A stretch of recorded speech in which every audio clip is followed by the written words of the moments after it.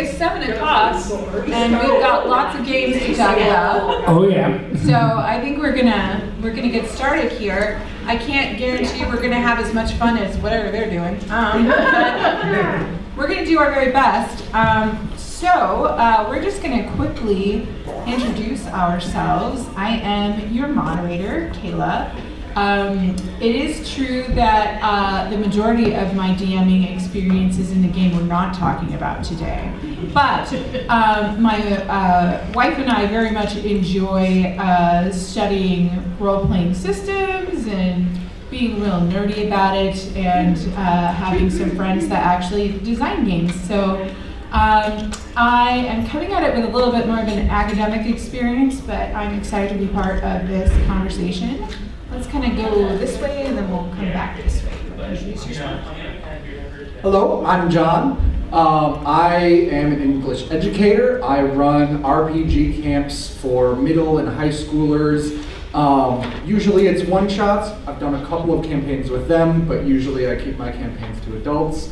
I just finished a research project with the University of Minnesota, making 20 different small role-play settings, also designed for middle and high schoolers.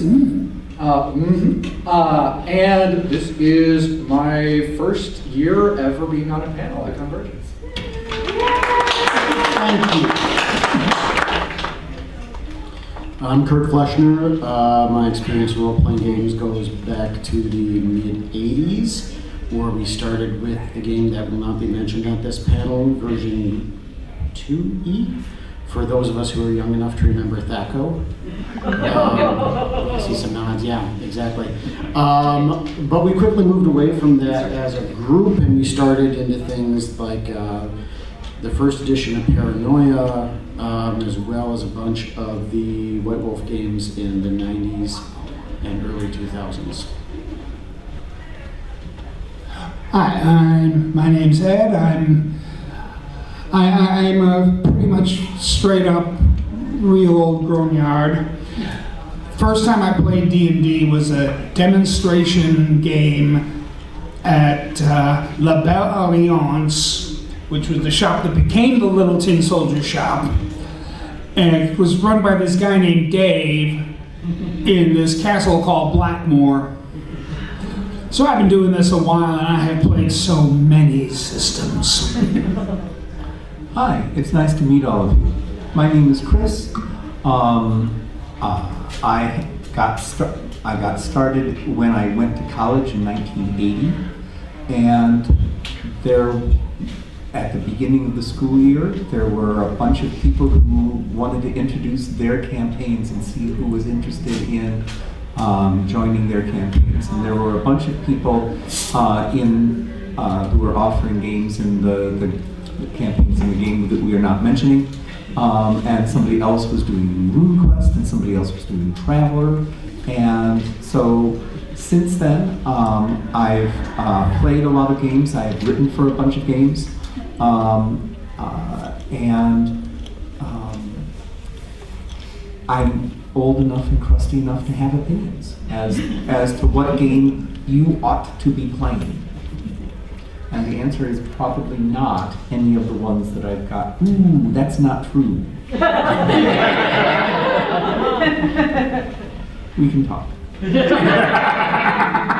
Awesome. So before we start dazzling you with our recommendations, I thought we would kind of, spend a second on meta. And I was just hoping to get all of your opinions on what makes a role-playing game a role-playing game. Like, do we need dice? Do we need characters? Like, what do you think, what counts?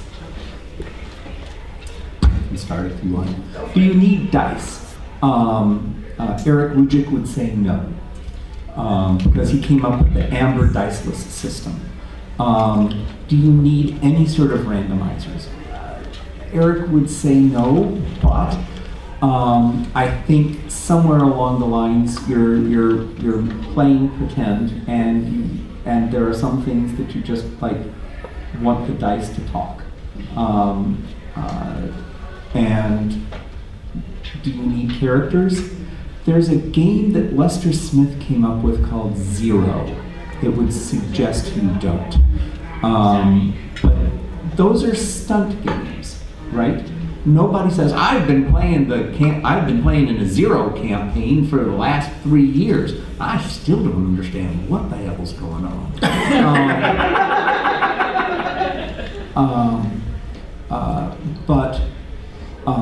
You know, what counts as a character is a little different.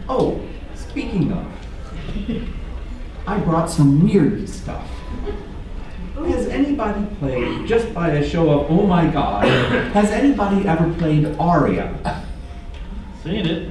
Aria, right. It's like I go through this and in Aria, you don't play a bipedal character.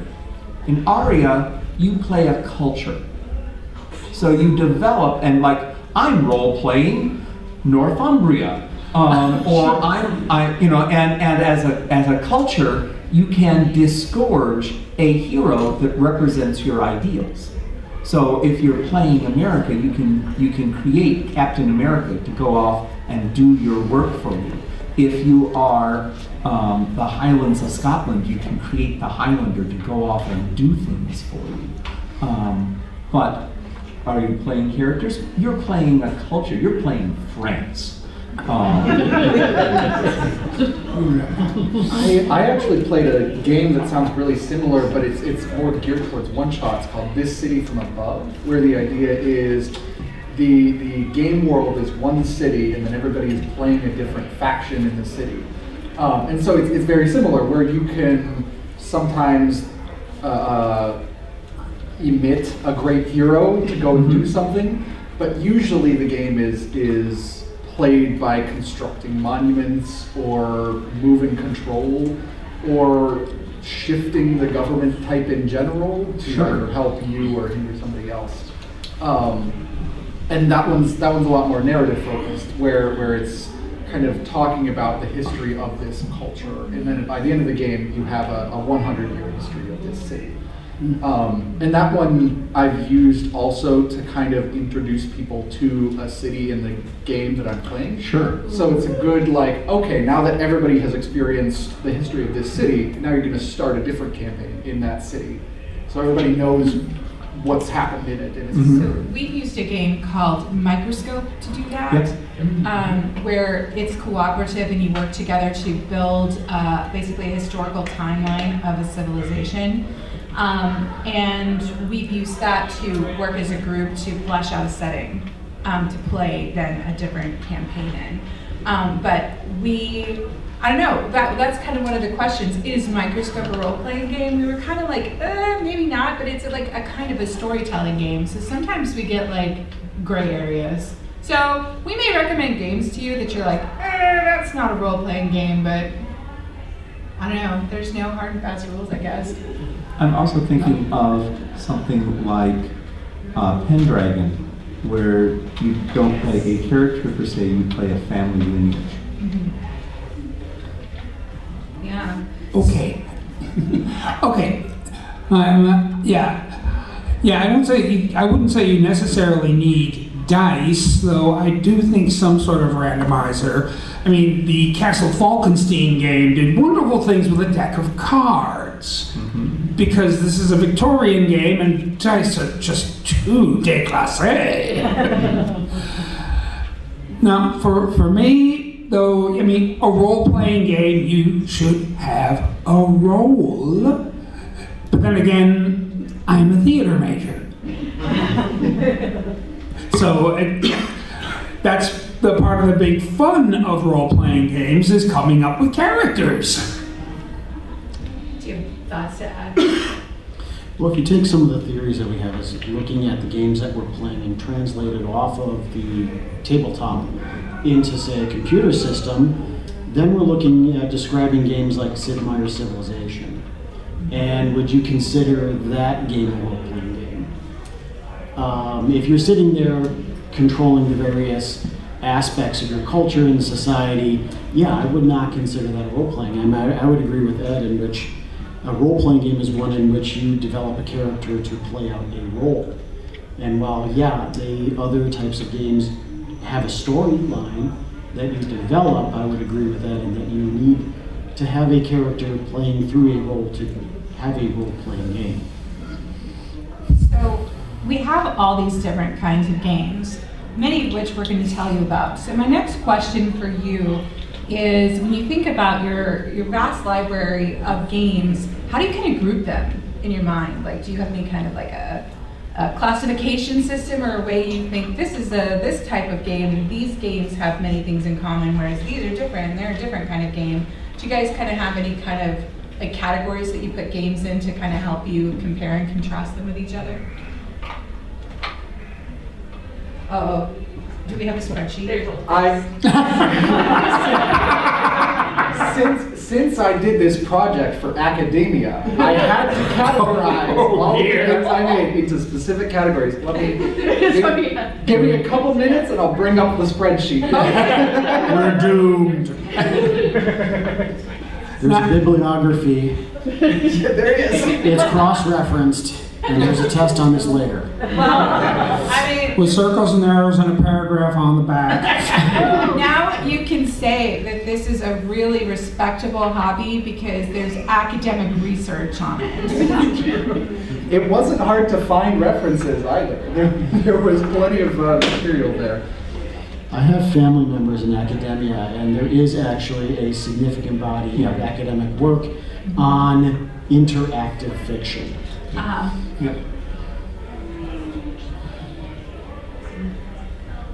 So while we wait for that, I Yeah, would say give me I a am second. probably the opposite of the academic, where I group my role-playing games according to fun.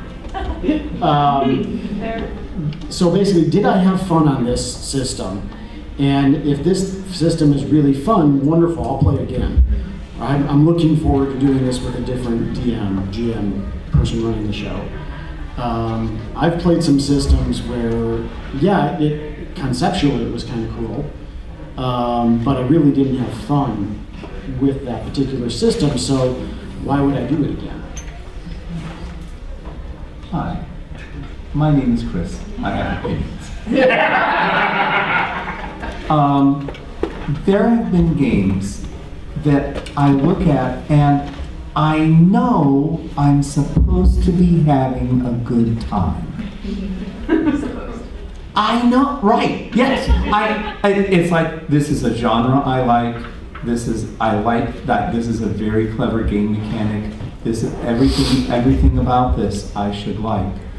95% of whether I like a game or not has to do with whether the GM likes the game. Fair. And whether I like the reality that the GM is presenting. There was a space opera kind of game that I knew I should like, and the fellow running the game had us arrive in the starport, and 4 hours later we were still waiting for our luggage. And nothing had happened. And I was not having a good time. The thing that makes the thing that helps me enjoy the game or not has very little to do with the game mechanics. It has to do with whether the GM likes the game and whether I like the setting and the structure of the game system of the game session.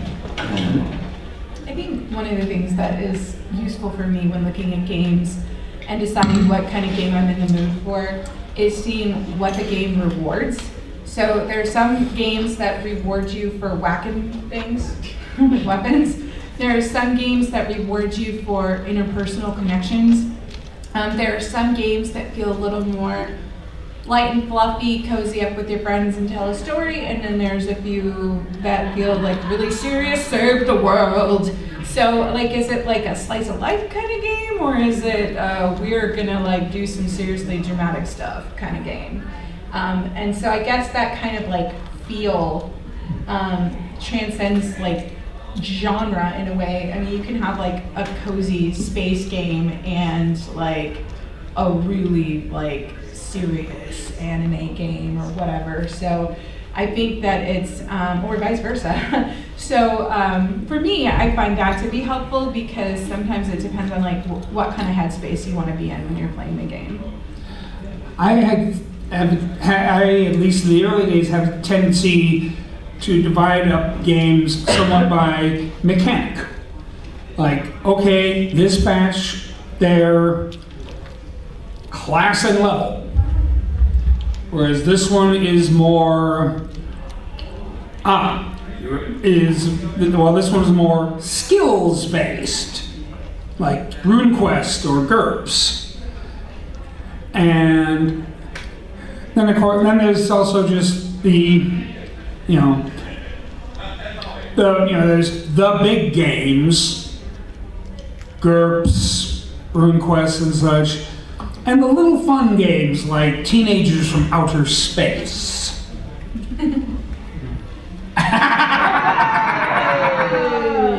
Yes, the aliens are here and they're in our schools. One of the things that I wanted to talk about was the way that system works with this. An important statistic in this is not intelligence or wisdom or dexterity, but relationship with parents.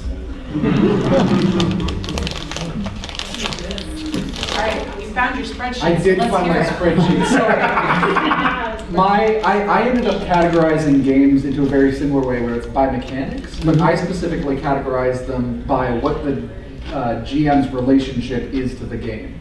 So I have, if you even need a GM to run it, because some games you can just like, all right, players, pass the story baton, and then you all tell your story. I've got whether you can run it solo. Some games are compatible, like kind of with solo. Usually it's if they don't have a GM. And then if you can extend it into a full campaign, and whether it's a one-shot. So one-shots versus campaigns. Generally, one-shots are going to feel a lot lighter than campaigns because you don't need as much background material. And I've got whether you need prep, because no prep games are really good for cons because you can just walk in. It's like, all right, here are your characters. Let's go tell a story. And then my final one is whether it's co-op or competitive. There aren't a ton of competitive role-playing games out there. But there are enough that it needs to be said whether or not it's co-op or competitive. Because sometimes people will make a competitive game into or a co-op game into a competitive game just by virtue of their personality. I have to ask. Yes. Along those levels, do you consider Vampire the Masquerade a competitive or a cooperative game? That's where it kind of gets blurry. I usually categorize that as cooperative because in theory you're all working together, but then usually there's some back and forth. But yeah, that's definitely a maybe category there. You could extend that to any of White Wolf's games, whether it's werewolf or vampire or mage or what was the ghost one? I forgot the Wraith. Wraith, yeah, thank you. Or even some of the older ones. Cutthroat Changeling is weird. Changeling is weird. And then you have the kind of the offshoots. There was a Mummy, which was just a little tiny book that was kind of, they didn't know exactly where to put it in their world that they created, but they put a book out for it, so it's kind of weird. But I think any of those type of story, I think that's more dependent on the GM and those types of stories, and how they run, and the players together, and how they run the particular games, and not necessarily mechanics. Cool. Let's talk about some of these categories and what games are great in them. So let's start with, let's say you're a game master or storyteller, whatever, and you've got some new players. They're brand new to role-playing. What game are you going to? Or games? What are your recommendations to onboard, to gateway drug some newbies into being hooked on role-playing? All right. So my preferred systems is I usually, because I basically am always introducing people to roleplay systems. So I really like things like Crash Cafe, which you can buy now downstairs at the dealer hall, which is this little like trifold. It's got all the rules on one two-sided page. And the idea is you're goblins running a cafe. And the things, and you're very bad at it, and you have to try to get a 5-star review on Yelp.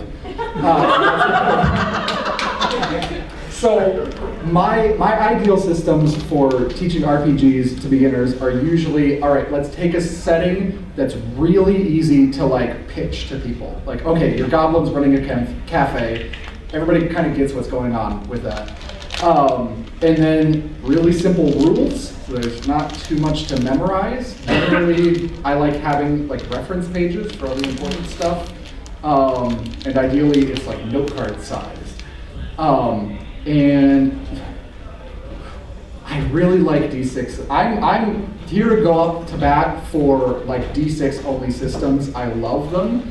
It's really, I think sometimes people that have played RPGs for a while don't realize how confusing the dice are. Because if you have 4, 6, 8, 10, 20, and you say, roll me a D10, you can spend a lot of time looking for them. I have introduced my 70-some-year-old parents to a game, and they get confused about the dice a lot. Yeah. So I will absolutely go up to bat for if you're introducing people to an RPG system, having only one type of die is really helpful for those. The system that I use to bring my daughter on board to role-playing is called Tales of Equestria. It's a My Little Pony game. Now, obviously, you're going to do better pitching that to some people than others, but she was a kid, and it was really easy. What's nice about it is it's introducing them to concepts like stat blocks and dice rolls, but they're very simple, and it encourages you to solve all your problems by being nice to people, which is kind of nice. But you get to go on like little adventures, and there's like equipment and like just like basic concepts, and it kind of eases you in. It's like fast to pick up and learn. Do you guys have some recommendations? Easy to pick up games? I can start if you want. Yes. Okay. Hi, my name is Chris. I have opinions. But you know, my opinions aren't as relevant for you because we don't necessarily like the same things. I'd like a volunteer from the audience. I always raise my hand. Can I get you to stand? Okay. It's nice to meet you. What's your name? My name is Noelle. I'm her daughter. Okay.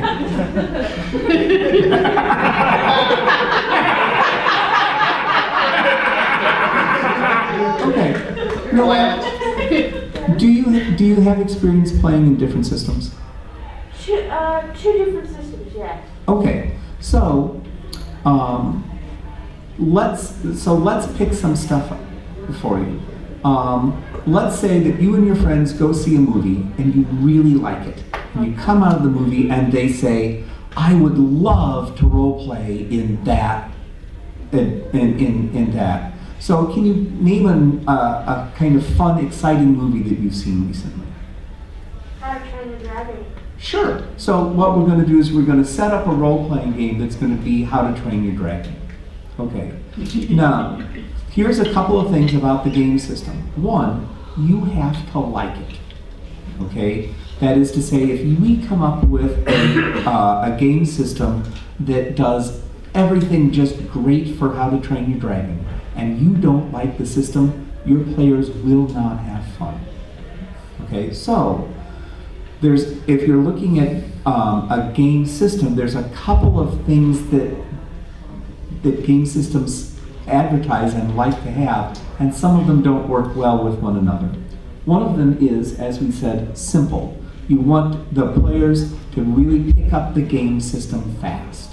Okay? You don't want them in the middle of a combat or the middle of a situation. You don't want them flipping through a book You want them paying attention to one another and having fun and role-playing with one another. So simple is good. Rolling a lot of dice and saying how many of these D6s come up a 5 or above, that's a pretty simple thing.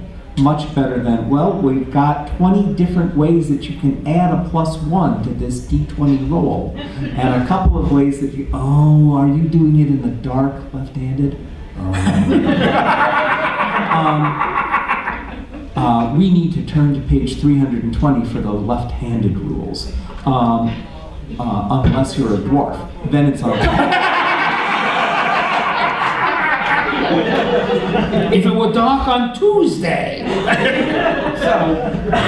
So simple is good, but you also want a game that's robust. That is to say that you want different things in combat to feel different. So if if you're rolling and you like say you're rolling a D20 or 2D10, you want to add them together and you want to get over a 16 to hit somebody. You say, all right, well, instead of hitting them, I want to grapple them. How do I do that? Well, you roll 2 dice and you want to get above a 16 and you grapple them. Oh, okay. Well, what if I want to bull rush them into the pit? Well, you roll 2 dice and you want to get above a 16. And at that point, it doesn't feel like you're doing anything different, right? So one of the things that you might want is a game system that's robust. That if you're doing different things, it feels different. A game that was really good with this, if you're a grognard, was a game called Torg, which originally stood for The Other Role-Playing Game. But which was a multi-genre game where different realities invaded Earth, and you were trying to throw them back off of Earth to like save the Earth from these depredation, from these dark lords that were coming in. And psionics in one world, and magic in another, and Egyptian super science all felt different. So that did a really good job of giving you a robust system there. And then you want it to be fast, and you want it to be satisfying. You want people to feel like they're accomplishing something on this. So sometimes a game system will have some sort of hero points or fame points or something like that that you can spend that gives you a chance to succeed on a really tough roll. So you might want to decide along those lines. Once you decide, hey, I want to do How to Train Your Dragon, and what kind of game system you want, you can't have it simple and robust. You can't have it fast and give people a lot of choices. So once you decide on where you want, then it makes sense to look at what kind of games do that. And you learn that particular game system and you introduce your friends to that. Does that make sense? Yes, it does. Okay. Okay, how about from this side of the table? What recommendations do you have? Well, I already gave Crash Cafe, and you've got Paranoia on Rock, which is my other favorite. Is paranoia for new players? No. We were discussing this before everybody else came in the room, but I would discuss. Paranoia is. I want to go so far as make things is kind of like the Deadpool of role-playing games. First,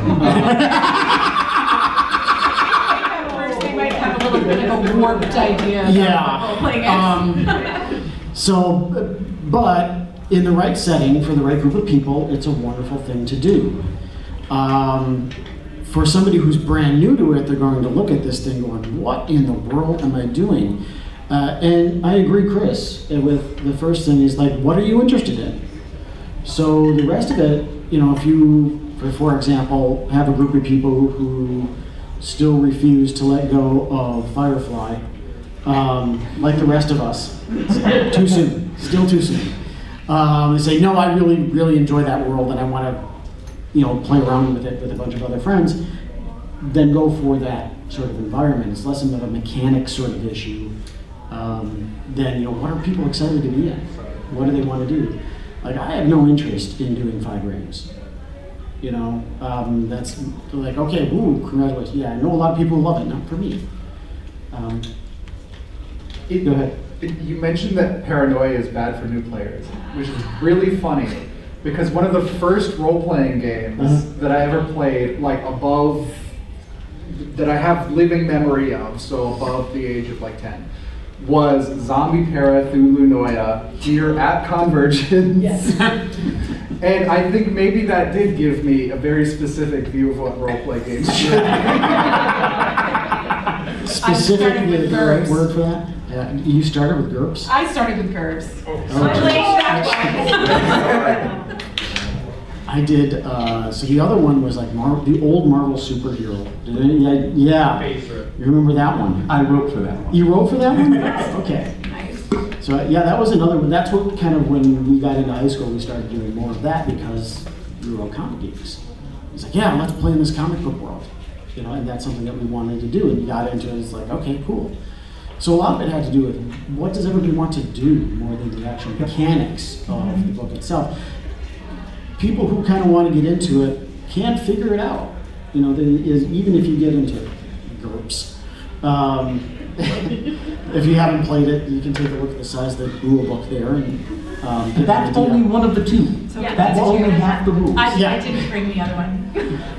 Yeah. Box set was only. So there, you know, with the exception of that, but yeah, you can figure things out. Yeah. Well, go ahead. GURPS is a great example, by the way, because that says it the book cover lies to you. The GURPS, by the way, stands for Generic Universal Role-Playing System. It's a game that's designed to match any genre that you want. If you want to do Robot Holocaust, they've got Robot Holocaust. If you want to do somebody has planted a mine somewhere on the submarine and we need magic to find it, GURPS will do that for you. Now that says basic set, and that lies, because that's not the basic set. There is a GURPS starter set that I think is free. It's called GURPS Lite. Yes, and it's like 16 pages, and that's all you need to run GURPS. Everything in that book is like, well, let's come up with realistic grenade rules. Yeah, it's in here. But if you like crunchy, this is a really fun time, okay? So I will actually go to bat. There is a time and place for GURPS. I have designed settings for GURPS and put hours and hours of labor into it and had a pretty delightful time doing it. So if you have time on your hands and enjoy using it to be crunchy, hey, all the power to you. Do it. Mm-hmm. Just understand the commitment going in. Yeah, back in the 80s, I was running a bunch of games. I ran a lot of GURPS 2nd edition, where there was a book for everything. The GURPS the Prisoner, GURPS Lensman. That's 4. Right, 3rd edition. Sorry. He has just saved my bacon. Yeah, GURPS 3rd edition. This is the 4th edition, which it kind of lost the plot there. But 3rd edition, there was books for everything, and everything had a book. And I was still moving into other things because there were also a lot of licensed games back then. And then the company would lose the license. Like there was a very good Doctor Who game from FASA, and then they lost the license. So I just moved it into GURPS. Sure. That still goes on right now. Yeah, I mean, I'm sure. How many different Star Trek games have there been? A lot. And there's still new ones. Yeah. I still like the original. The FASA game. Oh, I was going to say, what is the original? FASA was the first licensed. So let's go back to this idea about if you really enjoy it, it's fun. And we're going to take turns selling you on a game that we really like to play and that we think you might like to play. Let's start down here, if that's okay. I think we all know which one. right, sell it. And oddly enough, they do, if you are curious, even after I talk about how much I like the game, the gaming is running a paranoia game. I saw advertising. I am not involved with that. So somebody completely unknown to me is running a paranoia game up in gaming. So if it sounds like it's interesting, you can go check it out. That said, has anybody heard of paranoia, played it before? Just okay, so yeah, so I don't have to sell this to you people. You guys know that what you really want to do is shoot your friend in the back and get away with it. Because what's better than, trying to avoid our current authoritarian dystopian nightmare by pretending you're in a completely different authoritarian dystopian nightmare. So that's the fun thing, is you're sitting there and you get kind of tired of every week going to your friend's place and cooperating and fighting the evil villain and getting the big bad evil guy, when really what you want to do is go and shoot them in the back, and have fun with some subversive satire. Like I said, the Deadpool version of Wolverine, role-playing. Serve the computer. Yes. The computer is your friend. So I have a favorite role-playing game that I always bring out in these camps that I run. It's not an official thing, you can't buy it anywhere because I made it and it's mine. It's called Flavor Zone. And the concept is that you are trapped in an interdimensional food prison by Guy Fieri. As you do. And you are all in your separate universe, such a good chef that your dishes give you superpowers. So I had one player who was so good at ravioli that the ravioli extended to stuffing anything inside of pasta-shaped objects. And so he had a bag full of like little pasta raviolis, and he would, to attack people, he would stuff them in the ravioli.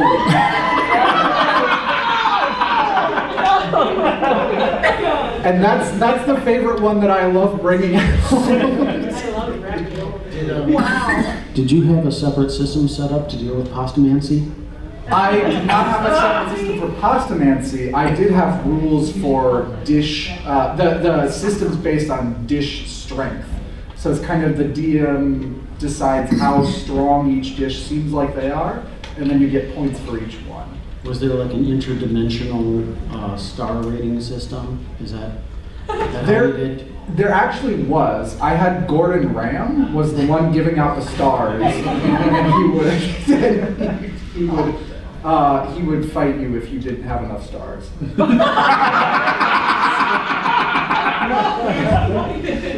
out of 5 would play. Then he won't fight you. So, do you love cooking or hate cooking? Real life. I love cooking in real life. I don't love getting attacked by Guy Fieri, though. Yeah, so I think that's the level of cooking that I enjoy. Okay. The game I'm going to pitch to you today is called Reclaim the Wild, and it is based on Zelda, and it was developed by a friend of mine and is available for free online. And what's really cool about this game is that it has a really robust crafting system. So you can find ingredients and craft a bunch of cool stuff to kind of help propel your adventure. And it works really well for like hex crawl type discovery type games where you go and discover a cool world and find cool stuff and make awesome things out of it. So I like that because it can kind of, it's another way, I think, to help you feel like you've like achieved something. You're like, oh, look at this cool thing I made. And that is like a nice way to achieve success in addition to then beating up some monster with the thing you just made. So that is a lot of fun. And again, you can find that online at reclaimthewild.com, I think. The recent game that I've been introducing people to at Con of the North. Now this game is mainly for people who are extremely silly. It is the Monty Python co-curricular medieval reenactment program. A role-playing game. No, it isn't. And the guys who did this, they've been working, it took them a couple years to get it out after the Kickstarter, but it was worth it.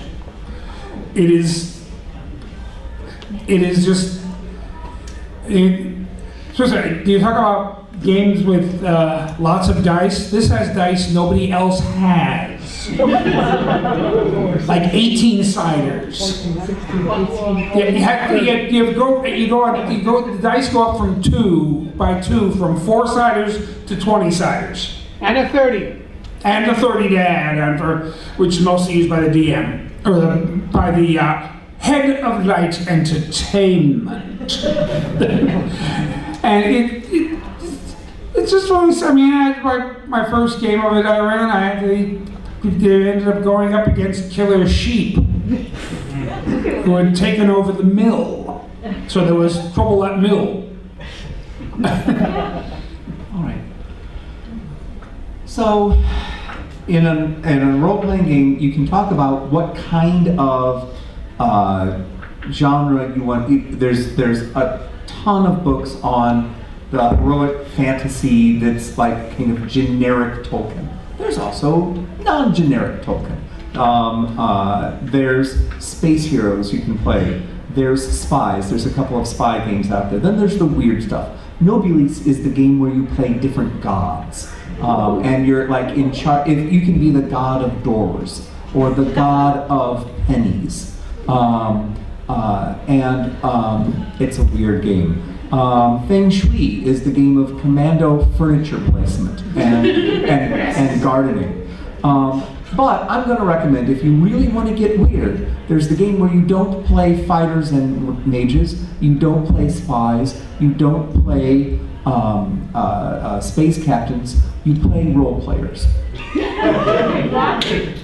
So there's 2 of these games. One of them is available, it's called Hofstadter.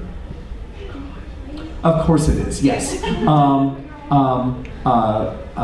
And the other, the one that's a little bit more reasonable, is Dream Park, where you get to play people who are in a Dream Park, essentially live role-playing with high technology. But in Hofstadter, you can play people who are playing D&D. So if you don't want to play D&D, you can play people who are playing D&D. It's very Dean John Malkovich.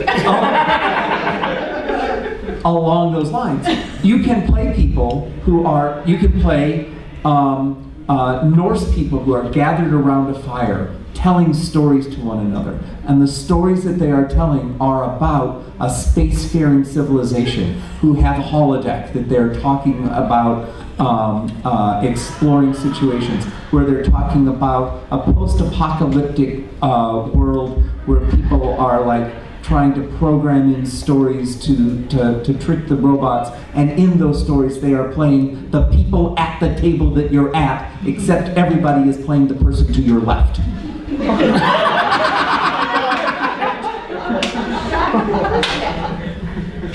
Wow.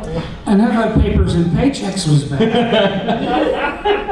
Well, I guess that sort of leads me into my next question, which is about games that are in some way like off the beaten path or good for specific niches. I know there's a lot of people who are like, yeah, I mean, like some of these games like Dungeons and Dragons or whatever, like they're cool, but I'm looking for something that feels like a little more niche. So like a few of the games that I wanted to call out are really good for LGBTQ folks. The first one is called Thirsty Sword Lesbians. And you don't have to be a lesbian or use swords or be thirsty to play it. But what's fun about it is it's about understanding who your character is as a person, and somewhere inside them they have some kind of inner conflict that they can resolve through interpersonal interactions with other characters, whether it's fighting or negotiating or a little swashbuckling or whatever. And I think that's kind of like a fun way to play where you talk about like who people are like on the inside and what are their internal struggles, and it's very relationship based. Another one I have to call out is this setting. It's called Blue Rose. This is based on Fantasy Age, but what's really nice about this is it's got a lot of magic in it for body modification, and it's really nice for transgender characters and transgender players who kind of want to feel that through their characters. So it's really nice for that, and plus it has just a lot of really cool fantasy stuff and just really gorgeous, gorgeous art through the whole book. So I recommend that. And then the last one, I don't know, it's good for LGBTQ folks, but it's really just good for anybody who just wants to be cozy and be themselves. This is called Golden Sky Stories, and you can play like little forest spirits or little monsters. One time I played a roper who just wanted to love people, and it was adorable, and I think my wife has something to say about it. Yes. Roper is not from that one specifically. It is from like, there's been spin-offs. Like there's Fairy Sky Stories, which is much more Western, and there's like Dungeon Okay, so Friends don't or open this book and expect to find a friendly roper in it. But there's a lot of really sweet little characters, and it's very like small town cozy, and it's about having really sweet adventures, and it's just relaxing, and it will make you feel good about the universe. So I'm wondering if you all have any like kind of games that you have discovered that are really good for like specific niche audiences that you'd like to share. Oh, I've got one. So this is technically an upcoming game, which is Root, the role-playing game. Yeah. No, it's out. Oh, it's out now? I own a copy. Oh, so.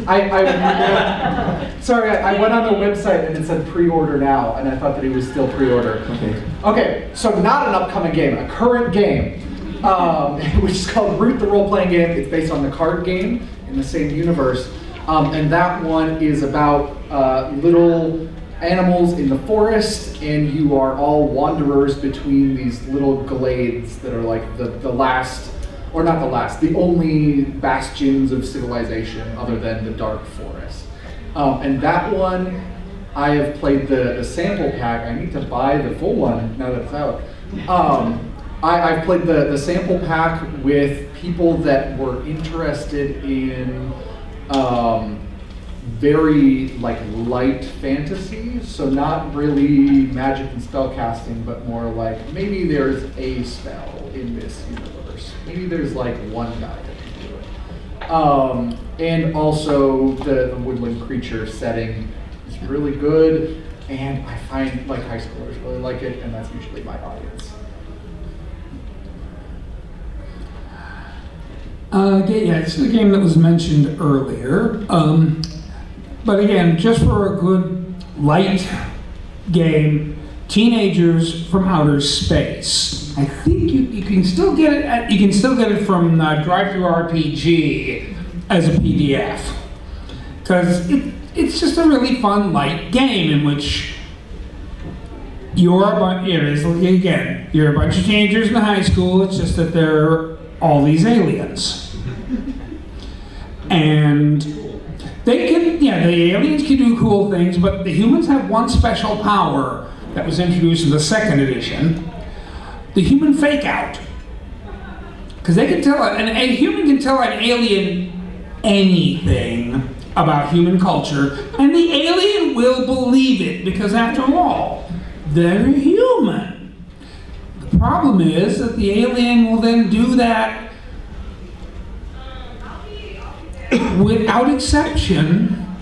Like if you tell your hot alien bunny girlfriend that a big sloppy kiss is the proper way to greet people, she will greet everyone that way.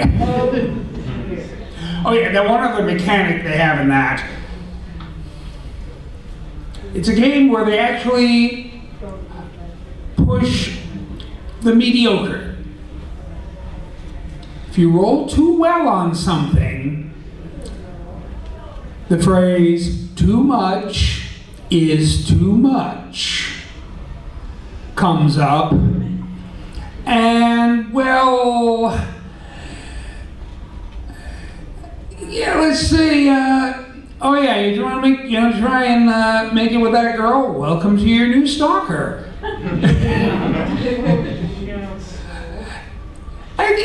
It's just like it's a fun little game. Sure, thank you.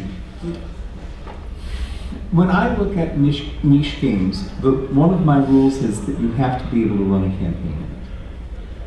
So, Night Watch, I don't know if you're familiar with Night Watch by Lone Shark Games. It's a great game. You are all spirits protecting the forest against the corruption that both civilization and other evil spirits bring to it, and so you inhabit trees, you inhabit animals, you try to push the corruption aside.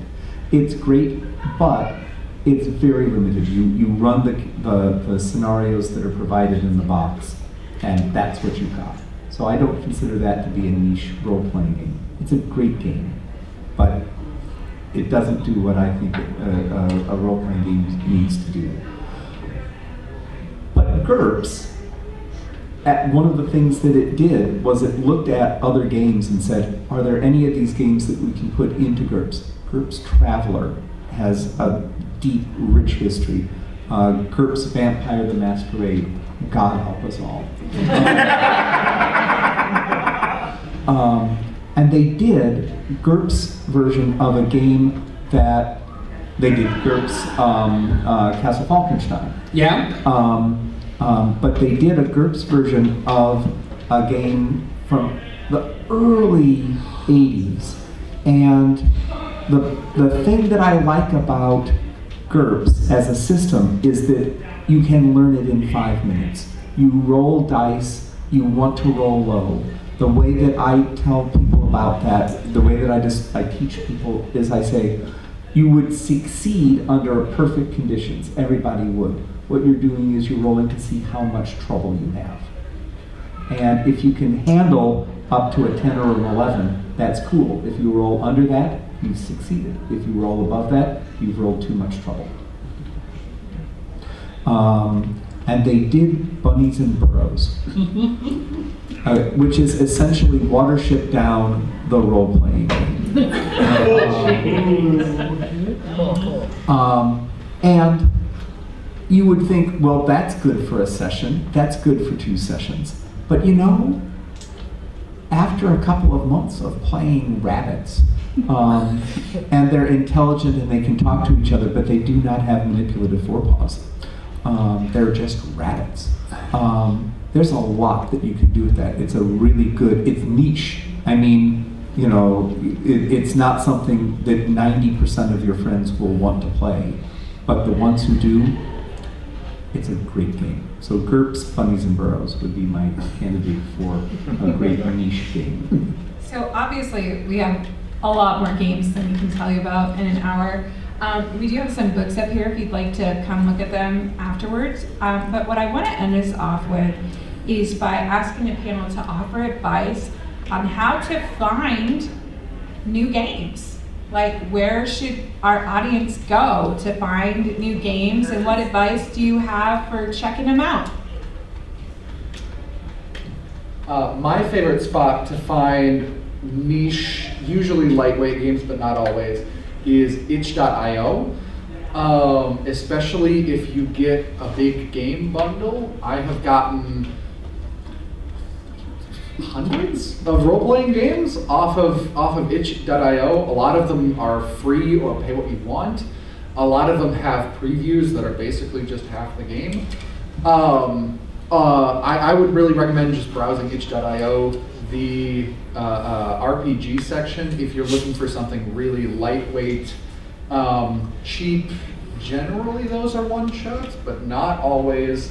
And I've had a lot of hits on that side. Well, you already grabbed itch. The other one is go up and attend panels like this, because you go to itch and there's so many, and you kind of get an idea of, oh, I'm kind of a lot like these other people who are also in this room with me, and they like this system. I think I'm going to check that as well too. So, you say word of mouth, and everybody's like, well, what does that mean? But this is it. And you're having a whole bunch of people say, oh, I played this. This is really good. Or in this situation, this can be fun. In a smaller setting, your local independent games shop and distributor. Regulars, the people who work there, know an awful lot about the books that are out there, the other games, and they're a good thing. Hey, do you know of anything that plays like this, or is good for 3 people, or anything like that? More likely than not, you'll get some good advice.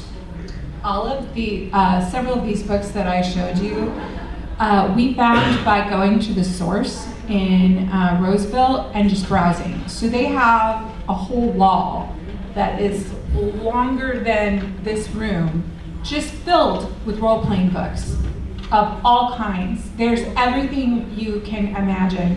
And just go, plan to spend a while, pick something off the shelf that looks interesting, and flip through it. And then go on to the next one. Look for, especially if you know something about what you like, if you're looking for a specific setting, or if you're looking for something that plays with D6s, or if you're looking for something that has really robust character options, you can kind of scan through the book and see what it's got.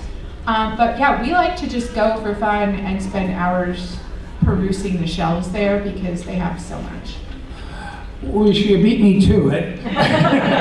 One particular thing at the source is that they do have a separate section for the little indie games. The ones who aren't getting 10 volumes of supplemental material, but could be really fun. Yeah, they're cute, and a lot of them are just there may be even some that are like pamphlets or just little booklets, and they're cheap. And a lot of them are really imaginative and fun and will spur your imagination. I have one last recommendation, which is if you're looking for games, what you want to do is you want to find and embrace a universal system. Find GURPS, and by gum, you will find dozens and maybe 100 different games. Mutants and Masterminds was a generic version of D&D 3rd edition, and then they decided, hey, instead of superheroes, let's go back and do fantasy, and so they came up with the fantasy version of Mutants and Masterminds, which was itself a version of D&D. You've got Blue Rose there, which is a setting for the age system, and they've got all sorts of other settings for that adventure game engine. Yes. And there's a lot of fan-made games out there for that too. We have friends who've homebrewed Pokemon games. Yep. With that system. Monty Cook Games has their Cypher system, which has all sorts of different settings, all of which are pretty decent. One of the things you can do is find an old Star Wars game, and then that company will lose the license and find out what they did with that system. So West End Games had Star Wars, and then they lost the license and came up with a great D6 system. Wizards of the Coast had a Star Wars game, and then they lost the license and they came up with 4th edition.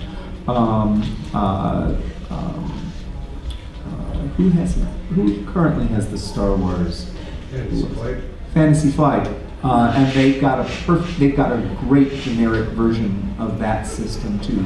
Find a generic system, a universal system that you like, that does what you want. One of the things that Age does and that the Fantasy Flight system does is as you roll dice, you can get either success or failures, but you can also generate other kind of unexpected side benefits to your role.